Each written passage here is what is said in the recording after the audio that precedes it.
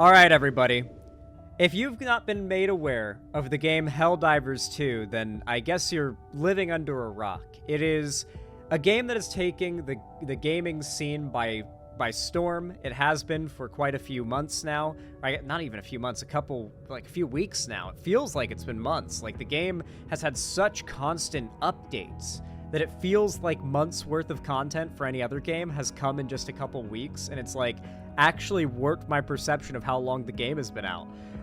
You're playing Helldivers now? Good, good, good. Very good.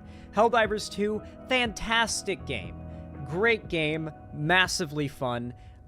Part of what really brings it all together, though, like, the game's fundamental core everything is great, but part of what really gives it that extra spice that sets it apart from other games that could essentially be the same game on every level, but would lack this one feature, what really puts it ahead, is its sense of humor.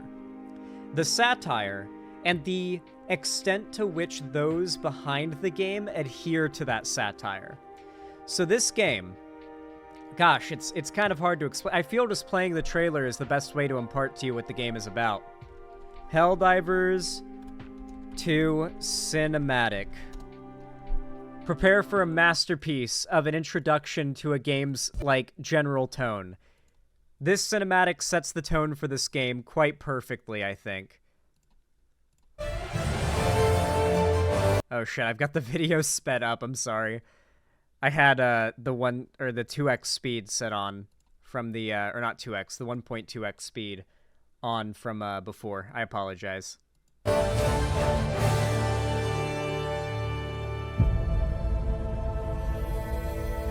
Super Earth, our home.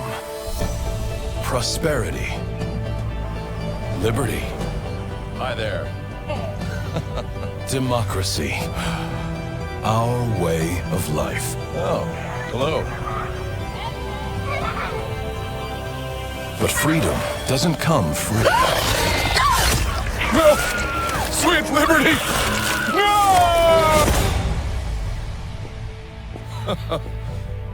Look familiar? Scenes like these are happening all over the galaxy right now. You could be next. That is, unless you make the most important decision of your life. Prove to yourself that you have the strength and the courage to be free. Join the Helldivers. Become part of an elite peacekeeping force! See exotic new life forms.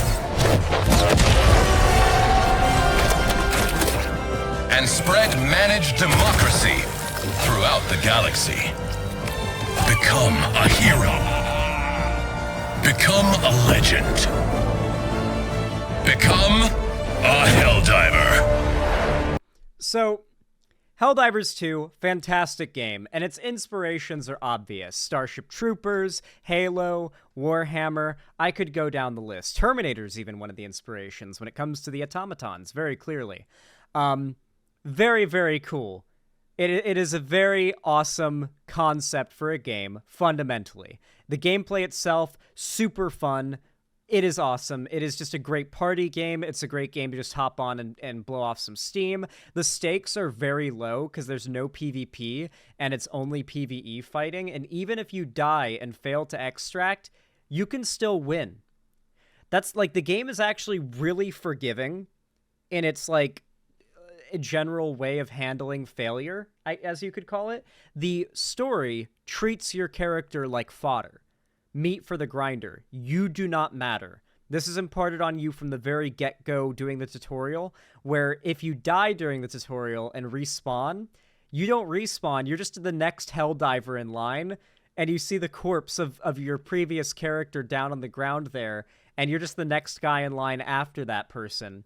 And you realize quickly, as, like, the voice of General Brash over the speakers talks to you, it's a recording. And it's just giving you positive reaffirmation nonstop as you go through. Even if you die, your corpse will just be sitting there on the ground full of bullet holes or ripped apart by a training terminid. And, like, the speaker will be praising you because it's all just a recording. And it's all just meant to be a constant sort of like automation line of soldiers all getting in, like going through this very basic training, getting their cape, getting sent up in a pod to their little destroyer, and then getting sent out to go fight. It's all a game of numbers, right? And what even makes it the most fucked up is that all of the recruits, for the most part, are 18 years old. Fresh out of high school age, right? Like, literally fresh out of high school age. Like, basically kids. Like, your little, like, Helldiver character, probably hasn't even, like, tasted alcohol yet. Or paid a mortgage. Or, like, been in a serious relationship. And yet they're being sent down as if they're these grizzled, hardened soldier badasses to just get shredded apart, full of confidence, you know? It really, like, the more you think about the setting of Helldivers, the more grim it gets. So fundamentally, you just kind of play into the satire when you're playing the game. For example, when something bad is happening in the game, you scream "Sweet Liberty," or something along those lines. At least I do. And it even bleeds into my real life. I've started, like, I stubbed my toe the other day and I unironically yelled "Sweet Liberty" when it happened. I'm not even joking. And of course, the whole idea is that Super Earth, which is like the conglomeration of humanity, is like this super hyper-militaristic, fascist, like, galaxy-spanning empire that feigns this democracy, liberty, sort of LARP in order to like enforce their ideals, right? Super Earth is basically Super America. It's pretty hard not to have that thought evoked at this particular scene when you see them recreate that one famous image of the American soldiers planting the flag, and they say "spread managed democracy." New life forms. And spread managed democracy throughout the galaxy. Become a hero. And it's no accident that it's made to resemble a U.S. Marines recruitment ad. Like, it's no accident that this is indistinguishable from, like, in style and, like, form to a modern Marines recruitment ad. If you've seen them, you know what I'm talking about. I'm not even exaggerating. Now, Helldivers, unlike settings like Warhammer or the movie adaptation of Starship Troopers, Helldivers 2 and Helldivers 1 are a very on-the-nose satire. Some of you might be surprised to hear because the satire is so not on the nose in Warhammer, but Warhammer's Imperium of Man is a satire.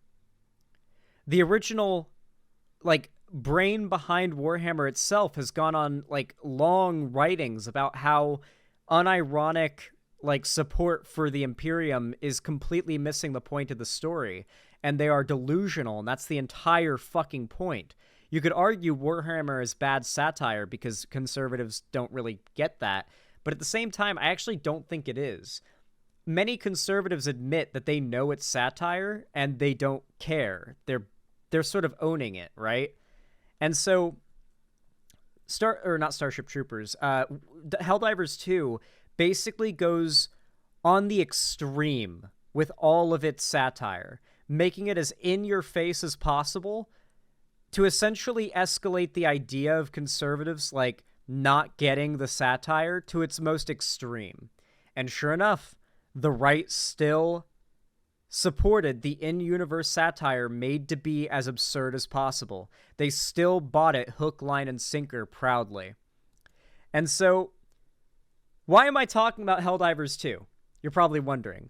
Well, that's because Andrew Klavan, that's right, the guy who said no woman ever could beat any man ever in a sword fight. If you think I'm lying about him saying that, Google it. There's like 500 YouTube videos responding to his claims and calling out how clearly wrong it is. He made a video called Klavan Plays Helldivers 2. And if you ever needed some, like, idea of how overpaid these conservative grifter types are, this guy has a whole fucking set behind him that is Helldivers 2. oh my god, a Helldivers 2 ad. That's actually really funny. I'm pretty sure Twitch like scans the content of my streams and plays stuff relevant to what I'm talking about as far as ads go, because that's like part of their algorithm. So it doesn't surprise me you'd get a Helldivers ad.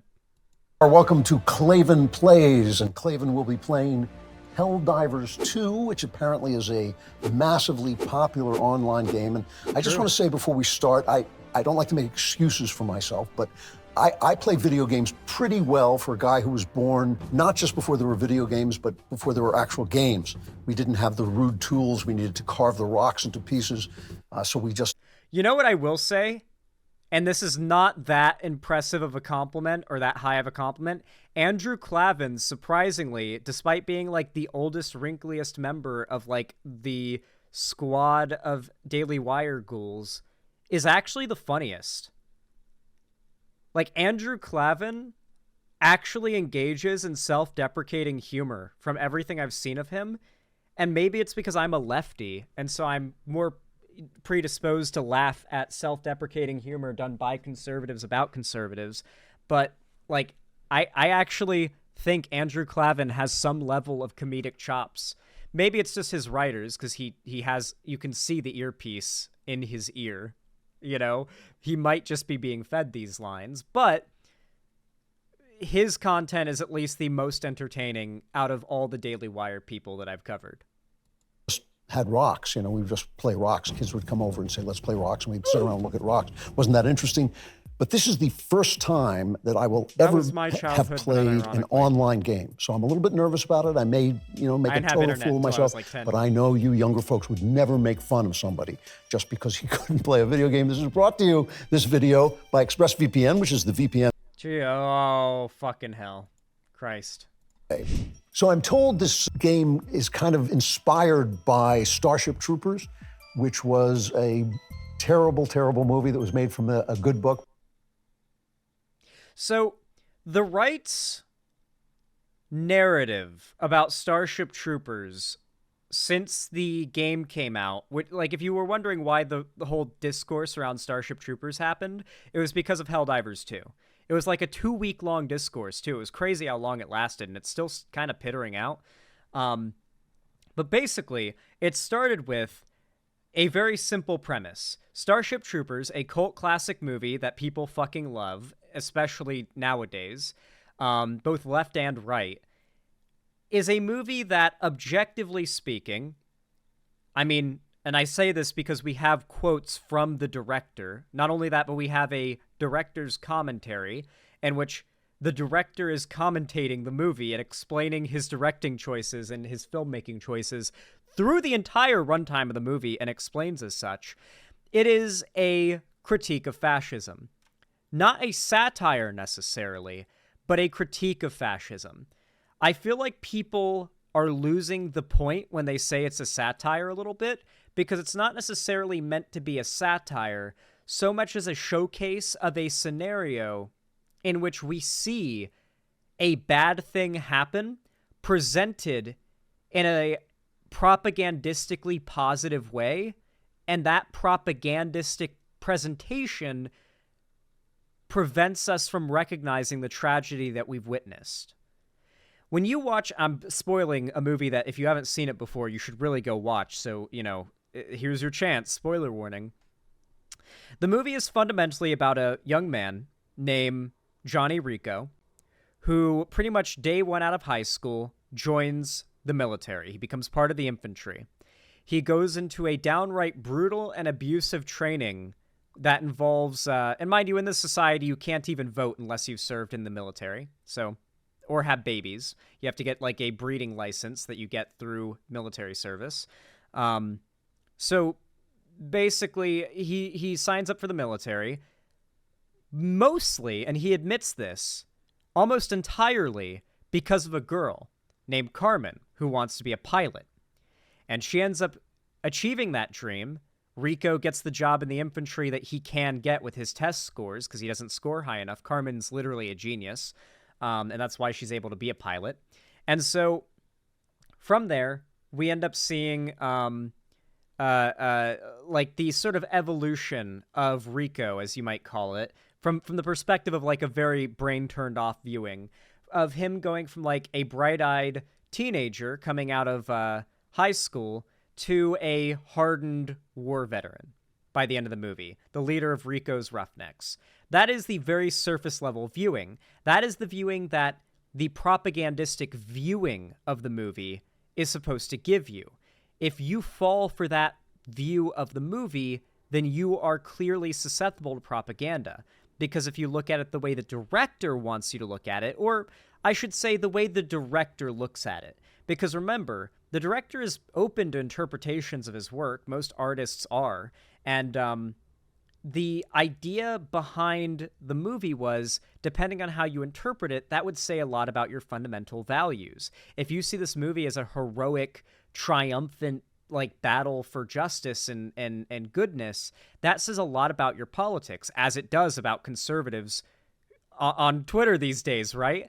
And if you are somebody who recognizes that, in reality, the humans and the bugs aren't all that different. They're both just throwing endless swarms of each other endless swarms of themselves at each other, killing each other without any regard for either side. They capture individuals from each other's sides to experiment on them horribly to learn how best to kill them and defeat them. It's not the bugs are the good guys or the victims. It's the bugs and the humans are effectively the same. Two forces that are just war-bound, war-driven, going at each other. It's just that the irony is that there's a lot of evidence to suggest the humans started the conflict. And the humans are also losing said conflict up until the end of the movie, and possibly even after that point. There's nothing to really suggest outside of what the narrator says that, at least as far as Paul Verhoeven's interpretation, there were other movies I know, there's no evidence to really suggest empirically the humans go on to win the war. It's actually kind of implied, or at least my interpretation, that like capturing the brain bug meant nothing. There's no reason to believe the brain bug was that important. There's probably millions more just on that one planet of Klendathu. There's no reason to believe Klendathu's even the bug homeworld, because how could humanity know that for sure? How would they even know that? Seriously, think about that for a minute. For all we know, they come from an even more distant planet. And it's just that's where they were sending meteors from, if that was the case. I could go on for a while about Starship Troopers. The right wanted to claim the movie because the movie is very beloved these days. And so they tried to say, look at the left defending the bugs. The left loves the bugs. The left identifies with the bugs. That's obviously not the argument that was being made, but eventually lefties started replying to these big threads with just clips of the director explaining the movie is anti-fascist. And so in response to that, by the time this video came out clearly, the narrative transformed from the movie is actually just a fun war movie about killing bugs, lefties are crazy, and the fact that they empathize with the bugs is just them revealing that they truly are pests that need to be exterminated. That was literal threads that were happening on Twitter with lots of support. It evolved to, okay, the movie is actually made by woke hack Paul Verhoeven, who ruined the base source material that supposedly all these conservatives have read overnight and are saying, like, well, you haven't read the source. It's like, have you? Like, has all of a sudden all these conservatives have read the book that Starship Troopers were based on just overnight, like, to start using as a response once the left started pointing out that Paul Verhoeven actually is not pro-fascism? Actually? Never forget the right wants to kill you. Never forget the right fundamentally, like, they want you dead. But, yeah. Regardless, I guess Andrew Klavan's jumped on the whole Starship Troopers, the movie was bad anyway argument, because the original book of Starship Troopers was written by Robert Heinlein, I think his name is.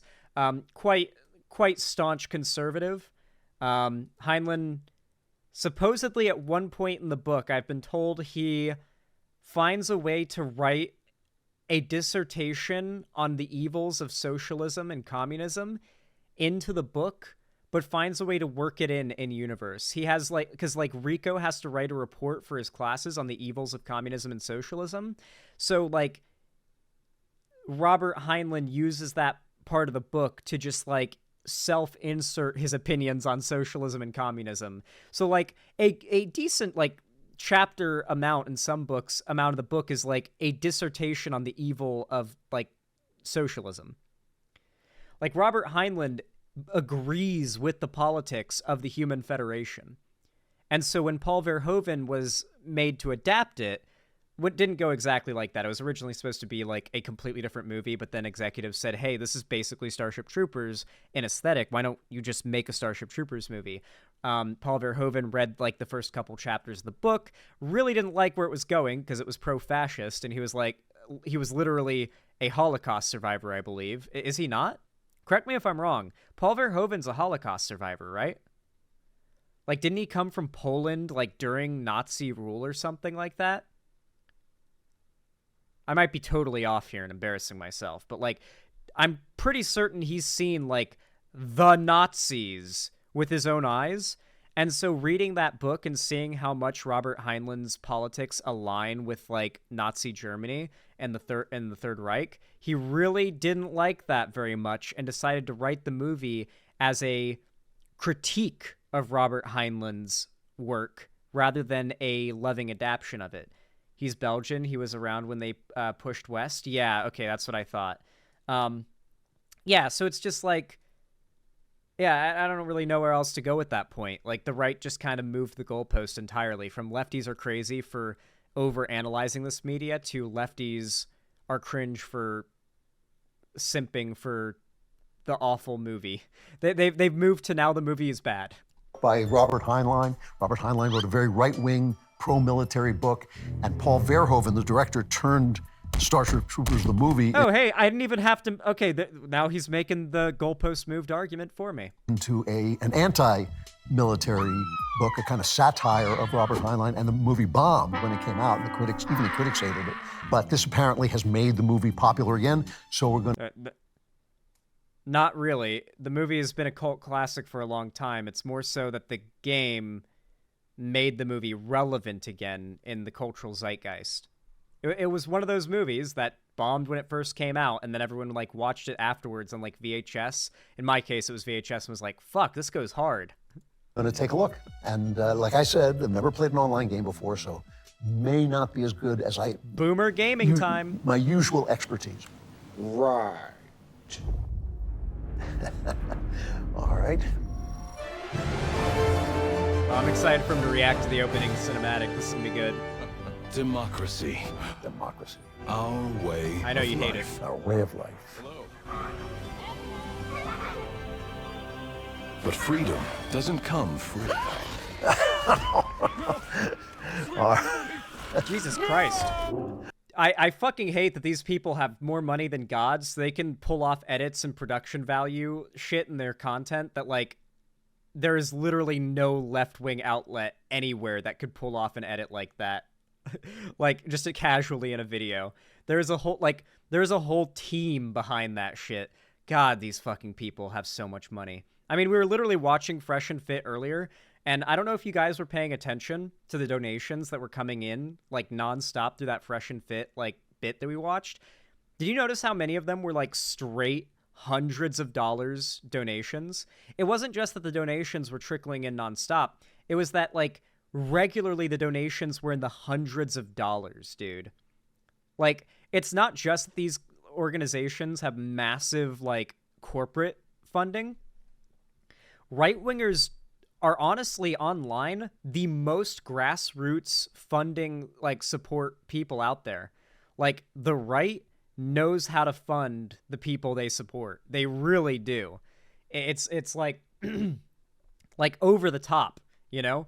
Tim Pool just recently tweeted bragging about how he owns 2 skate parks on his property. Apparently he's now got an above ground and below ground skate park in his compound. Scenes like these are happening all over the galaxy right now. You could be next. I'm not. That is, unless you make the most important decision of your life. Prove to yourself that you have the strength and the courage to be free. So this is a recruitment video for The Helldivers. That's the title. Go and they kill these bugs, like in Starship Troopers. Very much like Starship Troopers. See exotic new life. Exotic new life forms. And The Helldivers are a little more effective than the Marines and Starship this looks Troopers. exactly like Starship Troopers. And spread managed democracy. I get that, like, it's very clearly inspired, but people go a little, like, over the top with saying it looks exactly like Starship Troopers. Let's be clear here. It doesn't look that much like Starship Troopers beyond the idea of humans going down and fighting bugs on planets. Like, the aesthetics of it are far more Warhammer. Like, that's something that, like, stood out to me right away. People said it was, like, aesthetically very Starship Troopers, and I was like, yeah, you're shooting bugs, that's Starship Troopers-y. But, like, the suits and, like, the imagery and the aesthetics and all that is much more Warhammer to me. Like, a mix of Warhammer and Halo, much more so aesthetically. The concept is very Starship Troopers, but the aesthetics are much more Halo/Warhammer, in my opinion. Especially look at this logo and tell me that's not Warhammer as fuck. The galaxy. Managed democracy. Become a hero. So this is actually kind of like the movie. It's kind of making fun of the military a little bit. Become a Helldiver. Dude, Andrew Klavan picking up on the fact the game is satire and not like the majority of right-wingers online is funny to me. At least he gets that the game is a satire. Like, it's fine if you're a conservative and you just, like, recognize the game as a satire and own it, and you're just being ironically, like, pro-Super Earth or whatever. But there are so many conservatives online that are, like, it almost feels like through their, like, racism against Xenos, as they'll say, like sort of LARP posting about, like, the glorious conquering of humanity. It's sort of their way of like letting off their racist steam without having to talk about a real minority group. There was a really good meme I saw recently. I'm not even gonna try to find it. I know I'll never find it. It was a really good meme. I saw it the other day, and it was like the dad from The Incredibles looking really angry, and it said Warhammer glory of humanity types whenever they encounter a real human minority. And it's the dad from The Incredibles looking like he's about to kill someone. It's so fucking real. All right, so that opening, very much like the movie Starship Troopers, kind of making fun of it and this kind of implying that we're not really fighting for democracy and we're just going and killing foreign people. For a little bit of the lore, by the way, there are 3 main factions in the lore of Helldivers. There's the upcoming 3rd faction that was present in the first game called the Illuminate. After the events of the first game, humanity basically destroyed the Illuminate. And the Illuminate are implied to be, at least from my understanding of the lore, the Illuminate are bad, okay? Like, the Illuminate are just as bad as humanity, if not worse. They are pro-slavery, they are, like, genocidal, they are, like, pretty much like an AI that wants to purge the galaxy. The Illuminate are actually bad. Like, of all the threats the Helldivers and humanity are facing, the Illuminate are actually the bad guys. They're also the most dangerous and advanced threat that you fight, like, in the Helldivers universe. And they're not AI, they're aliens. I thought they had some sort of AI and integrate. Maybe I'm thinking something else. Anyway, the Illuminate, very big problem. They are not currently in Helldivers 2, but they are about to be. If you've paid attention to the lore, we're like, almost like the way Fortnite does, like, hints and bits of environmental changes around the map to hint at future events in, like, upcoming updates. They're doing that in Helldivers. If you know where to look, especially on automaton planets, you can find beacons meant to call in the Illuminate, and there's even, like, proton lasers flying across the sky that are blue, like the distinct color of the Illuminate. They weren't there for the last couple weeks of the games being a thing, and on top of that, what was I gonna say? None of the other factions have ever had a, like, weapon of that color. So we know for a fact those are Illuminate colors. The Illuminate are coming. But at the end of Helldivers 1, we defeated the Illuminate, and we pushed them, we, like, scattered them across the galaxy, and we stole their technology and their knowledge. With their technology, we developed substantial faster-than-light travel, we basically made like the warp drive type things where you just fold space from like one location to the next in order to like cheat going faster than the speed of light. But to fuel the engines that do this, you need a special form of natural gas that happens to be produced by the decomposing bodies of Terminids, the bugs. That's right, the bugs are entirely perpetrated by Super Earth at this point. In the first game, they might have been a real threat, but at this point, like, it is not debatable within the lore. Super Earth, like, experiments on the bugs, seeds planets that have, like, dissonant political opinions or have outbreaks of, like, rebellion with the Terminids, has them outbreak on the planet and take it over, and then the Helldivers come in to save who's left and be the heroes and make everybody who survives, like, sympathetic to Super Earth. Meanwhile, getting to yoink all the resources from the rebel groups that were on the planet and get to, like, in the future, harvest all the decomposing bug oil. Then you've got the third faction of the game, which are the automatons. In Helldivers 1, there were the cyborgs, and the cyborgs were defeated and created the automatons. The automatons are really interesting. They are the hardest enemy in the game so far. I have no doubt the Illuminate will be harder, though. And to give you an idea of what the automatons are like, the whole idea behind them is that they're socialist robots. They've got a dope-ass marching song. Here is what you hear and see when you land on Malevelon Creek and you're in space Vietnam, and you hear, like, this is what you hear when the Terminators, the fucking automatons, are coming. This is what you hear when you're on Malevelon Creek and the trees start speaking binary. They're fucking terrifying. They're literally Terminators. They're literally Terminators. They've got, like, a song. I think the lyrics are, like, Diver Scum, Cyberstan will rise, or something like that. We're currently, like, fighting to keep them from reaching Cyberstan.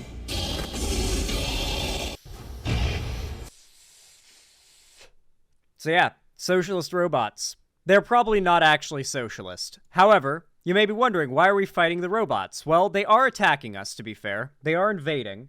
But they're not actually invading us, necessarily, so much as they're trying to get to a certain planet within our jurisdiction. I don't think they're actually pushing towards Super Earth, from what the lore has told us. They're actually pushing to Cyberstan. So, with that in mind, what do we get from the automatons? Well, what is managed democracy? It's actually when you answer a multiple choice question sheet and an AI decides, based on what you answered, supposedly decides who you would support based on your values. So you don't have to get involved with politics at all, or like learning about politics. You just answer a bunch of questions based on what policies you support and what values you hold, and presumably that then casts your vote for you to the person you would be most likely to support. That is managed democracy.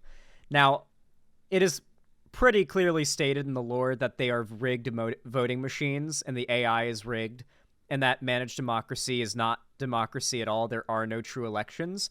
But the automatons have extremely advanced CPU brains, and we use those CPUs to power the voting machines for the AI, to power managed democracy. So what are we fighting for in Helldivers? Oil and computer chips.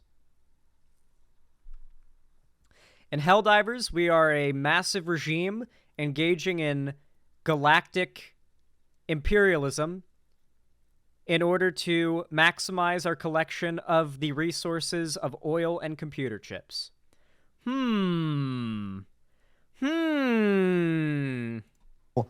Which I'm totally in favor of. Looks great, I gotta say. This is the training intro. Man, I can't believe we're I genuinely feel like this gets so, like, Helldivers conceptually is so much more grim. Because, like, you kind of, for me, I imagine the people inside these suits to kind of look like older, grizzled war veteran badasses, even at, like, when I first started playing the game, even knowing the game is satire. But knowing that these are literally kids straight out of high school who have just turned 18 and are legal age to like be sent off to graduate as Helldivers, like day one. This is their birthday. This is their 18th birthday. Like 90% of Helldivers like volunteer on their 18th birthday, or they on their 16th birthday, 2 years of training, and then they graduate on their 18th birthday, and they die day one at like a 80% death rate. They died on their birthday, day one, straight out of training on their 18th birthday. That's so fucking grim when you think about it, isn't it? Actually gonna become Helldivers. This was part of the movie, too, is that women and men fought together, and it was utterly sexless. They could even shower together without getting turned on. It was a weird thing. All right. Good luck out there. I don't think it's so much that they showered together without getting turned on. I think it's the idea behind Starship Troopers and Helldivers world is that Super Earth doesn't care about your gender. It doesn't care about your sexuality. It doesn't care about your race. In the future, there is only war. And if you can fight, then you are valuable meat for the grinder. The government doesn't care about your life. If you can kill more bugs, if you can kill more bugs than there are of you before you die, then your life had some level of value, and that's all they care about. Don't forget the stats they give you before this scene. It's like a 20% survival rate of training. Oh, RKA, I forgot. When I said before it's an 80% death rate, I meant that it was an 80% death rate for the first Hell Dive. They only survive 20% of the time through the training.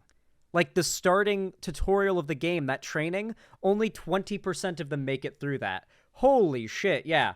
It's way more brutal. I'll see you on the front lines. Mr. Yeah, Klavan, this training. testing to see if you got me. Yeah, I got you. You're on your own from here, recruit. All right. We are heading to the training facility for our tutorial. I'm General Fresh. Oh my god. All the production value in the world, and they don't know how to turn up the bitrate for game recordings. They're so used to recording with like different... They record videos and TikToks and other type of things. They don't know. They don't have the expertise on standby to know that when you live stream or record gameplay footage, you have to up the bitrate to at least 6,000 to 8,000 kilobits if the gameplay is not going to look all blurry. Maybe from your perspective it doesn't look that bad, but on my screen I can see it. Like, it's blurry. And the reason it's blurry is the low bitrate, and that's fine for the normal content this channel puts out. But the people they have running shit behind the scenes aren't used to having to tune recording software and for gameplay capture, which requires a different set of settings. Super Earth's oldest and most grizzled war hero, and I'm not. I feel like it's most obvious in the text. Look how blurry that text is. I could boot up the game right now and show you how much sharper my footage is. But I mean, I'm not going to divert that much. But you'd notice it. It's noticeable. Easy to impress. Helldiver training is Let me in. But I can tell that doesn't scare you. Impressive. It's a little over-edited, So I obviously guess. it's X, right? He's actually, doing it, though. Low-key. In all my years, I've never witnessed. I handed my mom a controller a while ago and got her to play a video game, and she got a lot better. She definitely showed improvement, but something that really seems to be a problem for older people getting on a controller, a modern controller for the first time, is being able to move their character and turn the camera at the same time. The idea of turning the camera along with the character's movement to face it, to turn the camera with where the character's facing, in synchronization, and certainly to have the camera look around as the character is set to move in a set direction, you know? You know how you'll be all right, I am going to that building over there, and you'll make a straight beeline for it, but you want to look around as you do it, so you just move the camera around independently.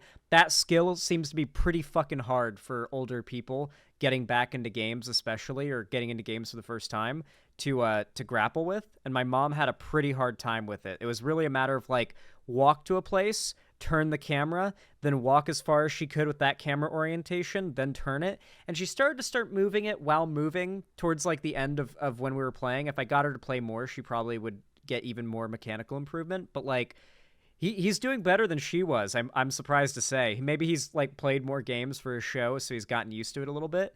But or maybe there's a guy playing the game behind the scenes, and he's just fiddling with the controller, and that's why his leg is covering the controller. He might not even actually be playing. That'd be funny. But like, assuming he is playing, being charitable, he's actually doing a pretty good job controlling the character and camera at once. Is such perfection. I think you're ready for our highly realistic battlefield simulator. That's right, the real deal. Yeah. Killed by a I'll Gatling get ya. sentry. You gotta crawl. I got to crawl, of course, yes. All right. No. Ah, come on! This is going to gotta be the whole thing. dive I'm never down going to get there. out of training. You All gotta right, dive so down there and just crawl right. forward. All right, so that only took me, what, 12 times to get to the...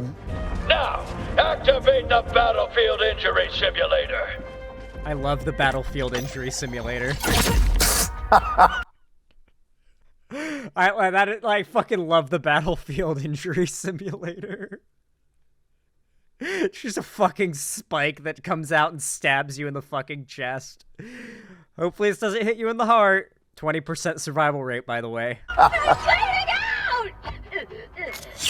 Freedom never sleeps. There it is. The Terminate, the scourge of liberty. Don't flex your pecs. Terminex. Missed. Liberal aim, liberal gun aim, liberal aim, liberal ass aim, liberal aim, liberal aim. I got it. Game literally has aim assist, by the way. Use a grenade to close up that bug hole. Otherwise, they'll just keep coming. And they don't stop coming, and they don't stop coming, and they don't stop. Face my face! Now he's good at it. What a catapult of an arm! I got it. On to the next. Hey, Not bad. does Not it bad. make He'll be a sense that Helldiver the yet. same company that controls half of online... Dog, really? This is a 12-minute video, and over a minute of it is an ad. And like a minute of it, or like 30 seconds of it before, was an ad announcement, like a prelude to the ad before. more? Use a stratagem now to take care of those bugs. Strategery. L1 to open the stratagem menu. Hey guys, you know, if I made 1/100th of the amount of money these guys make, it would really stick it to them, huh? You should donate to me, you know? Like, if I made a fraction of how much money these people made, it would make them so bad. Wow, you should donate.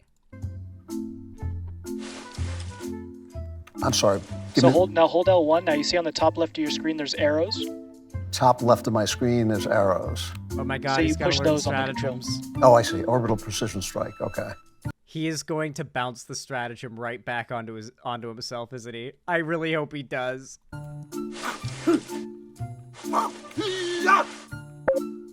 Strategery. Nice. Now, Now you're gonna throw hold it like a on. grenade He's gonna throw it off way too far. Yeah. at the aliens. All right. Hold on. Dump, dump, dump.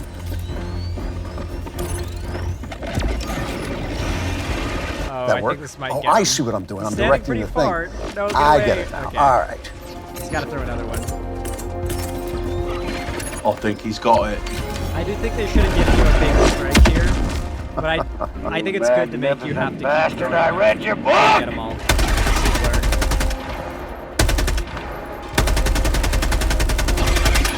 Bag's empty. Square to reload. Yeah, no, if I made as much money as these right-wing grifters did, I would feel genuinely guilty if my production quality wasn't, like, Hollywood, like, high, you know? I would absolutely want to have a team of people, like, doing live, like, edits to the stream to make it, like, the optimal experience. Like, to be fair, as much as Ethan Klein is, like, you know, he does a good job with the production value of his podcast. He's got, like, a team behind the scenes, like doing pretty much live editing, for lack of a better term, and that's you need money for that kind of thing. Man, game over. What are we gonna do? You gotta throw a grenade in that hole to close it. How do I change the weapon again? To change your weapon, it's triangle. Fire in the hole!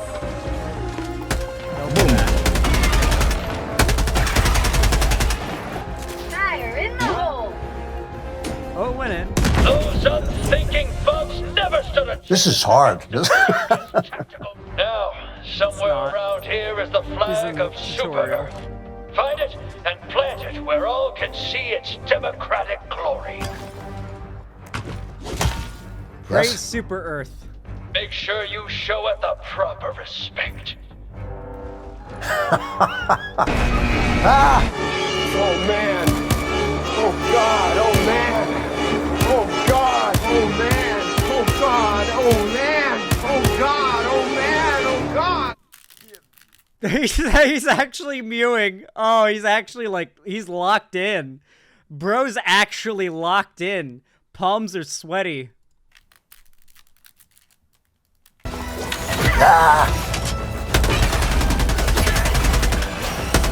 You can do it. I'm rooting for him here. I can't believe it, but I'm actually rooting for him. I'm eliminated. Can't get through.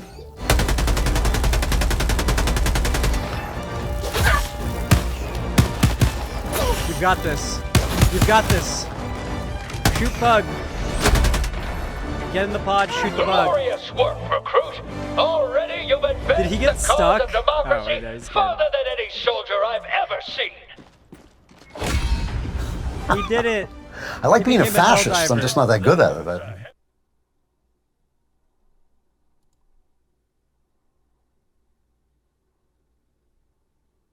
Man, it didn't take that long for the extremely on the nose satire to make him drop the mask, huh? I love how like media like this has the magical ability to destroy conservatives' ability to like dog whistle. They can't not be honest about how much they love fascism, imperialism, war, death, and like the military. Whenever they encounter media like this, it brings it out of them.